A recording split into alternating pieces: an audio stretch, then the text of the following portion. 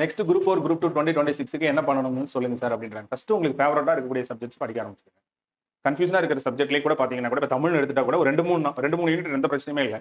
அது நீங்க கவர் பண்ணுங்க. அது கவர் பண்ணிட்டு மீதி இருக்கிற நேரம் மிச்சம் இருக்கிற யூனிட் தான் இருக்க போகுது. அதுல நம்ம கொஞ்சம் கொஞ்சமா இப்போ அவைலபிளா இருக்கிற மார்க்கெட் சோர்ஸ் படிச்சாலே காம்படிட்டரும் அதான படிச்சிருப்பாங்க. அவ்வளவுதான்.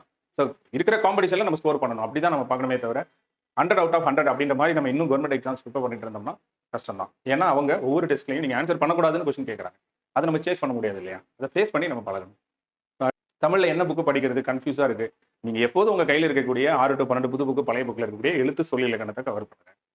7வது யூனிட்ல எந்த பிரச்சனையுமே இல்லை. இது போக கலைச்சொற்கள் அவங்களே இப்போ இந்த ரெஃபரன்ஸ்ல எங்க இருந்து எடுத்தாங்கன்னு நிறைய பேர் யூடியூப் சேனல்ல போடுறாங்க. நீங்க டெய்லி இங்கிலீஷ் வார்த்தை ஒரு நாளைக்கு 30 to 50 வார்த்தை தெரிஞ்சுக்கோங்க. கலைச்சொற்கள் ஓரளவுக்கு கவர் ஆயிடும். மற்றபடி எழுத்து சொல்லி இலக்கணத்தை பொறுத்தவரையில ஒரு நன்னூர்ல இருந்தோ இல்ல தொல்காப்பியத்துல இருந்தோ பேசிக் நீங்க ரீட் பண்ண ஆரம்பிச்சிருங்க. அதிகபட்சம் அங்க இருந்தாலும் கேட்ட முடியும். அதை மீறி எங்க இருந்து கேட்க முடியாது இல்லை, நிச்சயமா கேட்க முடியாது இல்லை. அதே மாதிரி தமிழ் வார்த்தைகள்லாம் எங்க இருந்து கேட்டாங்கன்னு தெரியும்போது ஃபுல்லா படிக்க முடியாது. பட் இருந்தாலும் ஒரு நாளைக்கு ஒரு 20 30 அப்படி நம்ம சேகரிச்சு வச்சுட்டே இருந்தோம்னா இங்கிலீஷ் வார்த்தையும் சரி தமிழ் வார்த்தையும் சரி டெய்லி ஒரு 50 வார்த்தை தெரிஞ்சுக்கணும். இப்படி நீங்க ஒரு ஃபிக்ஸ் பண்ணிட்டீங்கனாலே தமிழ் வந்து நெக்ஸ்ட் டைம் என்ன செய்ய ஆரம்பிச்சிடும், ஸ்கோர் 85 90க்கு இம்ப்ரூவ் ஆக ஆரம்பிச்சிடும். எல்லாருக்கும் கஷ்டம்னா உங்களுக்கும் கஷ்டம் தான்.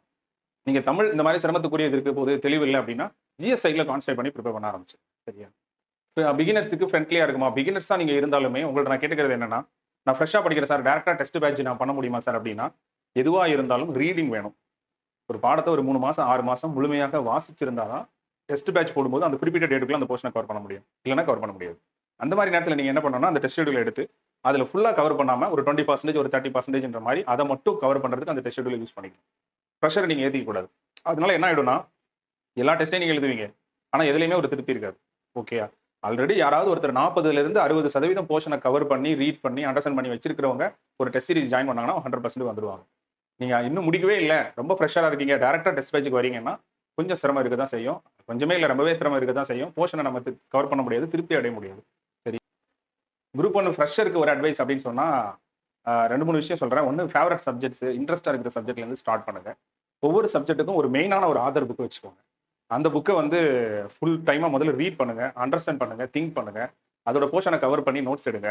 நோட்ஸ் நிச்சயமா ரொம்ப ரொம்ப இம்பார்ட்டன்ட். ஷார்ட் நோட்ஸ் ரொம்ப ரொம்ப முக்கியம். மெயின்ஸ் மாதிரி எக்ஸாம்ஸ் படிக்கிறவங்க எல்லாம் வெறும் படிச்சுட்டு மட்டும் இருக்காம நோட்ஸ் எடுக்கிற பழக்கத்தை நீங்க வளர்த்துக்கணும். அப்பதான் நம்ம சக்சஸ் பண்ண முடியும். சில குரூப் 4 குரூப் 2 படிக்கிறவங்க நான் நோட்ஸ் எடுக்கணுமான்னு கேட்பாங்க. பட் மெயின்ஸ் படிக்கிறவங்க கம்பல்சரியா நோட்ஸ் எடுக்கணும்.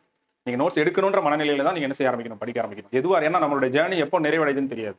நீங்க நோட்ஸ் எடுக்கிற பழக்கம் வந்துச்சுன்னா அந்த நோட்ஸ் எடுக்கிற பழக்கமே உங்களை என்ன செய்யும் அப்படின்னு சொன்னா நிச்சயமா நம்மளால சக்சஸ் பண்ண முடியுன்ற எண்ணத்தை தந்துரும். என்னைக்குனாலும் 2 3 இயர்ஸ்க்கு அப்புறம் ஒரு எக்ஸாம்ஸ் எழுதும்போது கூட நம்ம நோட்ஸ் திருப்பி பார்த்துட்டு போகலாம் அப்படிங்கிற மாதிரி நமக்கு பேக் சைட்ல வந்து ஒரு ஸ்ட்ராங்கான ஃபவுண்டேஷன் வந்து கையில் இருக்கு. அதனால நோட்ஸ் எடுத்து படிக்கிறது நல்லது.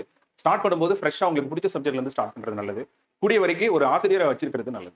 ஏன்னா ஒன்று வந்து கம்பெனி கிடைக்கும், குரூப் டிஸ்கஷனாவது நீங்க பண்ணி படிக்கிற மாதிரியும் பார்த்துக்கோங்க. ஸோ ஆஃப்லைன்ல படிக்கிறது ஆன்லைன்ல படிக்கிறது உங்களுடைய விருப்பம், உங்களுடைய உடல்நிலை, உங்களுடைய குடும்ப சூழ்நிலையை பொறுத்து முடிவு பண்ணிக்கோங்க. ஆனால் ஒரு ஆசிரியரிடம் தெரியாத பாடங்களை படிக்கிறது சிறப்பானது.